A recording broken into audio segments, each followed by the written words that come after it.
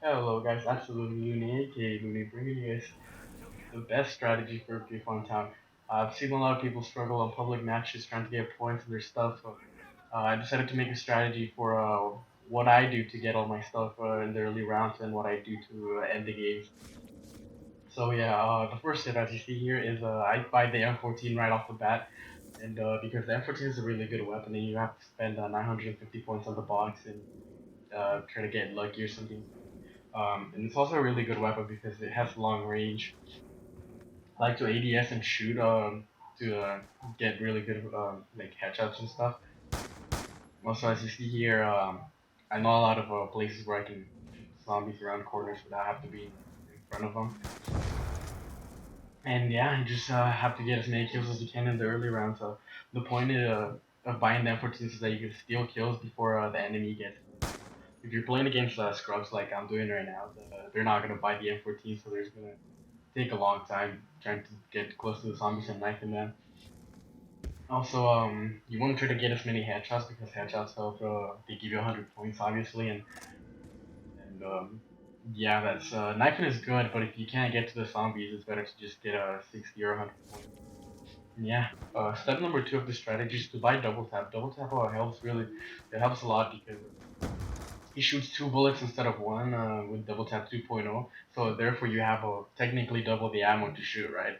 And it also helps you kill the zombies a lot faster. And the more zombies you kill, the less kills the opponent will have, meaning the less points they'll have, and the more points you'll have. You mean you an advantage in the early rounds because 1,000 points in the early rounds means a lot. You can buy the MP5 to open the bank, or you can hit the box.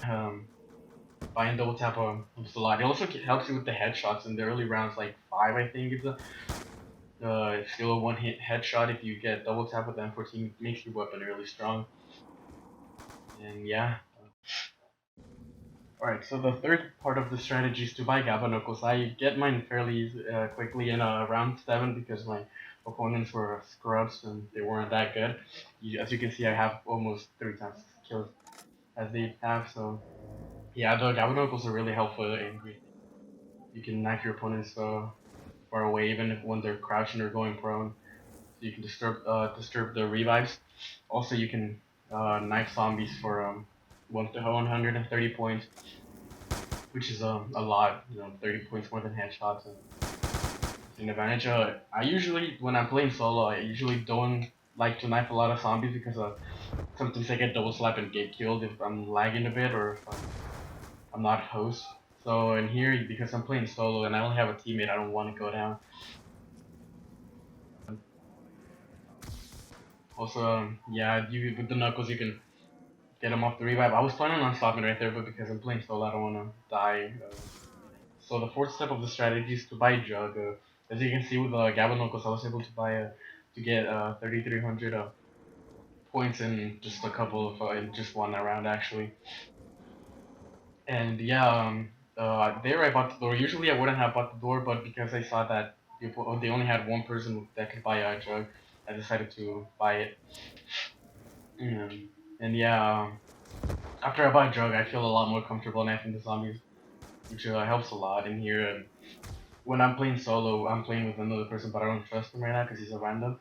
So after you get Jug, you do want to play a lot more aggressively. After Jug, what you want to do is get Stamina or Quick Revive. Those two perks don't really matter. Whatever you get him in, right? Because you want to support. Obviously, if everybody leaves your match, then you don't want to grab Quick Revive. And Stamina in Grief helps a lot because running faster than your opponent is crucial. That wins matches sometimes. As you can see, it's round 9 and I already have all my perks. I'm about to buy the fourth one.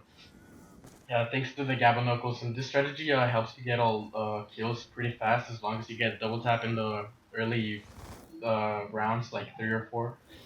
It helps to know where the spawns are, so that you can get them so you can get double tap as early on. This strategy revolves around double tap, and buying your Gaba Knuckles, double tap, helping you get more kills.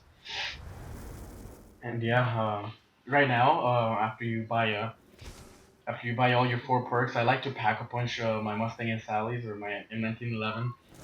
sort of as a backup plan. If I go down, then I can protect my teammate who's reviving me. They might not have quick revive, which a lot of people don't buy.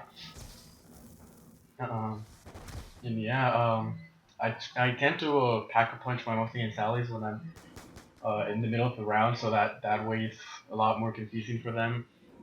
Like if they have EMPs, I won't let them EMP me, and you might think it's their teammate pack a punching. So. All right, so it's round 11, and I already have enough to pack a punch my weapon. In here, I didn't see them getting EMP, so I decided to pack a punch my Mustang and Sally, or my M1911. Sort of at the end of the round, it was be careful when you're pack a punching because I almost went down right there. If they shoot you a little bit, also if the enemy or your teammate that they down themselves in front of the pack a punch, you won't be able to get it from front. So you might have to go prone in the back of pack a punch and get it. That's a little tip right there. Another thing that might help is trying to get EMPs from the box. Unfortunately, I wasn't able to get them in this game. But yeah, if you get them, I wouldn't recommend wasting your EMPs on the box. Pack a punch definitely because then they lose a powerful weapon and 5,000 points. But it's not really worth it on the box. They might even get the teddy bear and you might not know it because throwing it randomly. I really don't like it when people throw it at the mystery box. I consider it a waste for an EMP.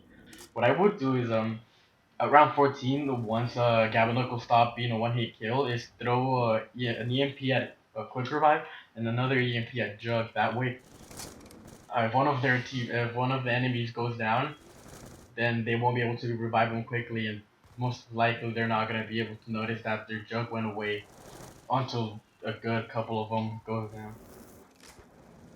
Yeah, this strategy works pretty well. A lot of people don't expect you to buy double tap in the beginning because you're two shot, and so that's why sort of like an element of surprise that you're gonna get more kills a lot faster than them.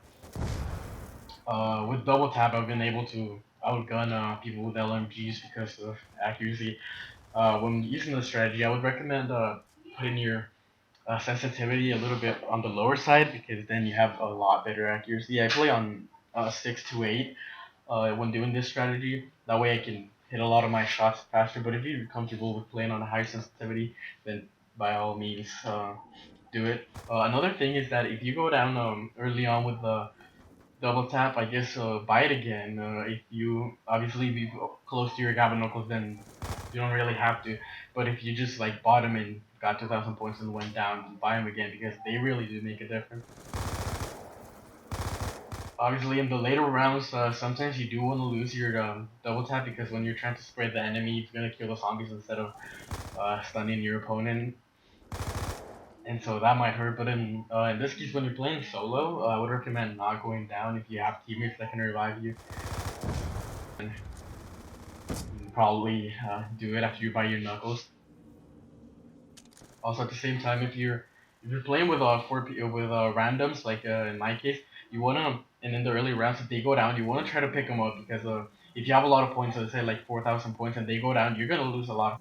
Once it starts getting a little bit higher, you can start griefing your opponents for the revives. One of their opponents went down in the middle, so I just trained, and then when they went for the revive, put knuckle them so that they couldn't get the revive. Also, if they go prone, for the revive, you can, if you don't want to stomp them, which is when you jump on top of their bodies and you guys both die, if you don't want to stomp them, you can go prone next to their body, start knuckling them down, and most of that time it works. Sometimes if you punch them right in front of the down team, it's not gonna work.